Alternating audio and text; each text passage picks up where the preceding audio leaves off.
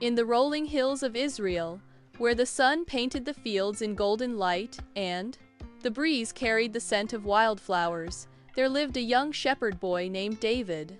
He was the youngest of 8 brothers, and his days were spent tending his father's sheep.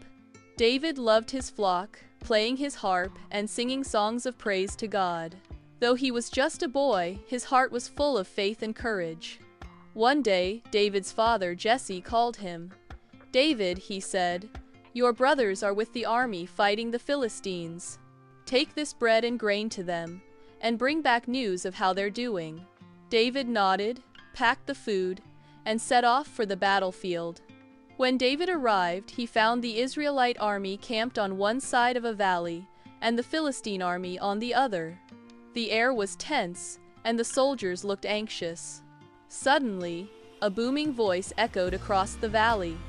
"Send your bravest warrior to fight me," it roared. "If he wins, we'll be your servants, but if I win, you'll be ours." David turned to see the source of the voice. It came from a giant warrior wearing armor and carrying a big sword. The Israelites trembled.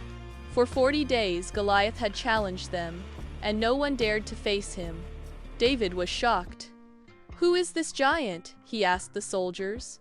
"Why is no one fighting him?" One soldier replied, "That's Goliath. He's too big and strong. No one can defeat him." But David's heart burned with courage. "I'll fight him," he said. The soldiers laughed. "You're just a boy. Goliath is a mighty warrior. It's too dangerous." David stood firm. "I've fought lions and bears to protect my sheep. God helped me then, and He'll help me now." Word of David's boldness reached King Saul, the leader of Israel. Saul called for David. "You're just a boy. Goliath is a seasoned warrior. You can't face him." But David replied, "God has protected me before, and He'll protect me now. I trust Him." Saul was moved by David's faith. "Go then," he said, "but at least wear my armor."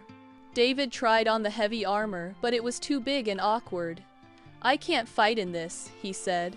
Instead, he took his shepherd's staff, chose 5 smooth stones from a nearby stream, and placed them in his pouch. David was confident in God and trusted Him. David walked out to face Goliath. The giant looked down at him and laughed. "You're just a boy," he mocked. "Do you really think you can fight me? I'll crush you like a bug."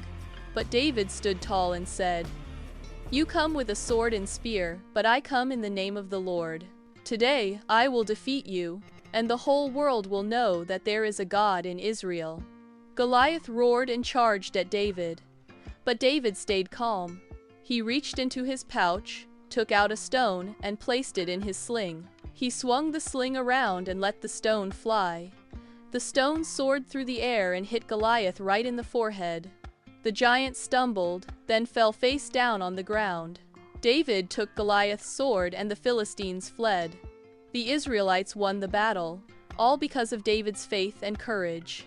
Everyone celebrated David as a hero. But he said, "It was God who helped me. With Him I can do anything." David's story teaches us several important lessons. 1. Trust in God, even when things seem impossible. 2. Be brave and stand up for what's right. 3. Use what you have, big or small, and trust that God will help you. 4. Remember, with God's help, you can face any giant in your life. So, the next time you face something big or scary, remember David. Trust in God, be brave, and know that with His help, you can do amazing things. Stay tuned for some additional outtakes. Where did the blue shorts suddenly come from? We asked for ancient warriors. One too many cookies, I think. I asked for a slingshot, not a wooden frame. 911 emergency. I'd like to report a domestic disturbance. Thank you for watching. Please like, comment, and subscribe. Be blessed.